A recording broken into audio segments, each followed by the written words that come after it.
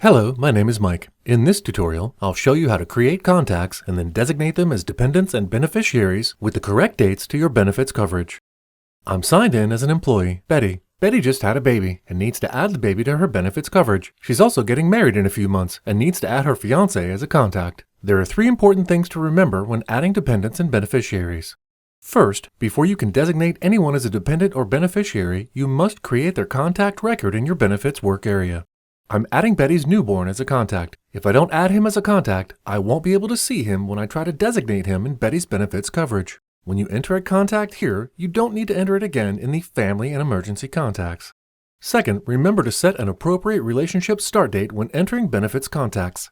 The relationship start date should be the date the contacts become eligible for coverage. In this case, I need to enter the baby's date of birth. I want him to be covered from his birth on. The Social Security isn't required to add the baby as a contact, but I want to add it as soon as possible to avoid potential coverage suspension. Now I'll add Betty's fiancé as a contact.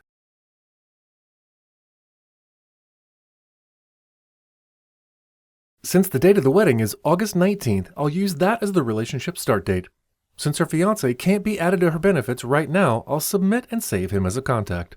The banner indicates that her fiancé might not be eligible for benefits because the relationship start date is in the future. On their wedding day, when the relationship start date arrives, she'll get a notification, and then if he's eligible, she can enroll her husband in her benefits. If Betty had just married and wanted to add her spouse, she would need to enter their wedding date. If her spouse lost coverage and she was adding him, she would need to enter the date she wanted her benefits to start covering him. If Betty was new to the company or just became qualified for benefits, the relationship start date for all of her contacts should be the day she started or the date she became eligible for benefits. For example, if she started out part-time and then became full-time on August 1st, she would enter all of her contacts to be effective as of August 1st, regardless of when they came into her life.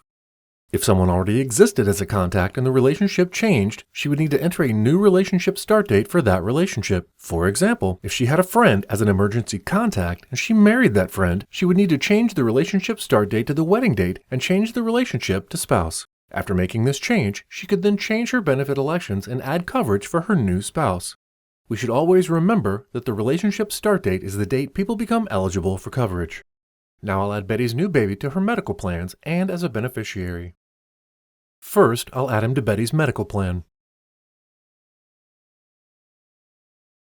The most important step to remember is that we must select the checkbox for the new baby for each benefit election we want to cover him. Next, I'll add him to Betty's dental and vision plans.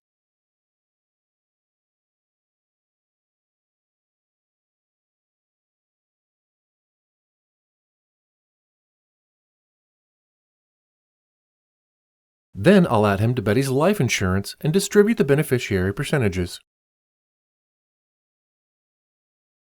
Since Betty has waived supplemental and disability coverage, that's the only beneficiary change she needs to make.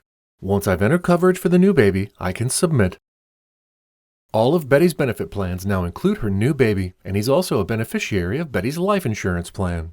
I can also print my benefits report and temporary ID cards if needed. If I have any questions about my coverage, I can review my benefits at any time. I can select a program and view benefits up to 3 years back and 1 year in the future by changing the effective date. I can see what my benefit coverage and flex credits are on that date. This concludes the Adding Contacts and Updating Dependent Coverage and Beneficiaries tutorial. Thanks for watching.